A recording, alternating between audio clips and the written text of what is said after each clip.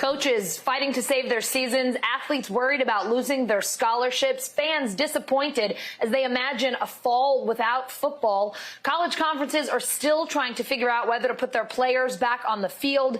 NBC News correspondent Morgan Chesky is at the University of North Texas's campus in Denton. Morgan, what is the latest today from the conference heads? What's going on? Yeah.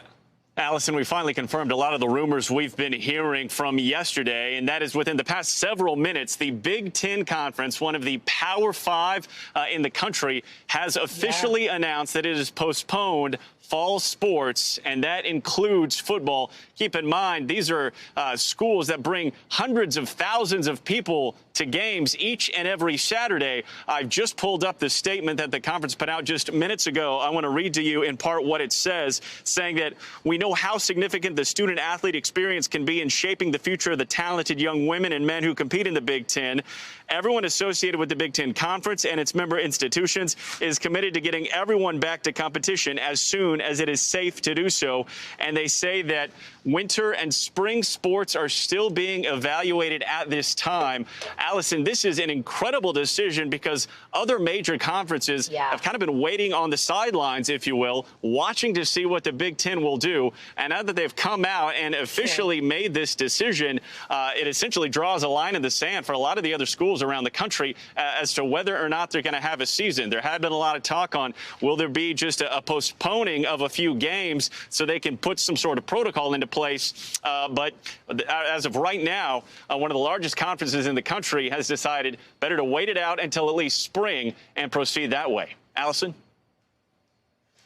And Morgan, the Big Ten making this decision while they were under some intense pressure. There have been some big voices, important people calling for college football to come back. If you could tell us a little bit more about that and what the argument has been on that side of things.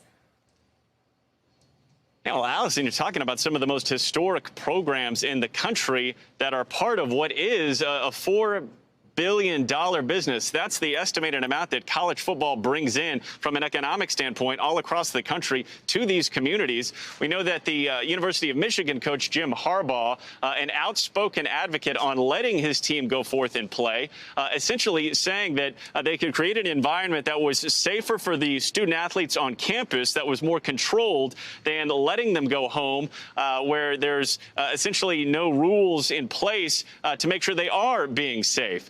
Meanwhile, top players in the country, Trevor Lawrence, the Clemson quarterback, who was expected to go #1 in the upcoming NFL draft, came out and said that there is a safe way to play this game if we all get together and have a conversation. He also was trying to lobby for a college football players association to be created, essentially the same as an NFL players union that would lobby on the players' behalf and try to put some rules and regulations in place to make sure that those players could actually see the field come Saturday. But as it stands right now, everything is up in the air. The only certainty we know at this point from the major conference standpoint is that the Big Ten will be quiet come Saturdays this fall. Yeah, and Morgan, I mean, you mentioned this, the economic impact, obviously devastating for student athletes whose futures, who are their whole lives, in effect, revolve around playing football. But, I mean, you mentioned the money there and the communities. You think about Ann Arbor in Michigan, for example, and what football means to that community come August, September. Yeah, Allison, there's a study that looked at Ann Arbor, Michigan, where University of Michigan is, and they came back and said that football alone brings in an estimated $80 million, and that's just to one small city in Michigan. I want you to look at that from an entire country standpoint and realize that it's not just the players, it's not just the parents of the players or the coaches that are going to be looking at this. It's going to be the small business owner that has a restaurant or a shop a few blocks away from the stadium who really makes up a large portion of their annual income from the fans who come into town for those home games. This is what we're going to see play out. I'm reminded of traveling to Stillwater, Oklahoma, where Oklahoma State is part of the Big 12 conference there. That community is more or less built around the university there with a massive turnout, tens of thousands of people for home games. So the trickle down is going to be tough, and we really have yet to see how far it will go down as we look around the country now to see what other conferences will do following the Big Ten's decision. Allison?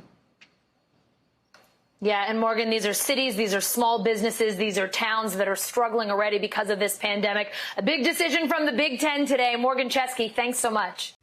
Hey, NBC News viewers, thanks for checking out our YouTube channel. Subscribe by clicking on that button down here and click on any of the videos over here to watch the latest interviews, show highlights, and digital exclusives.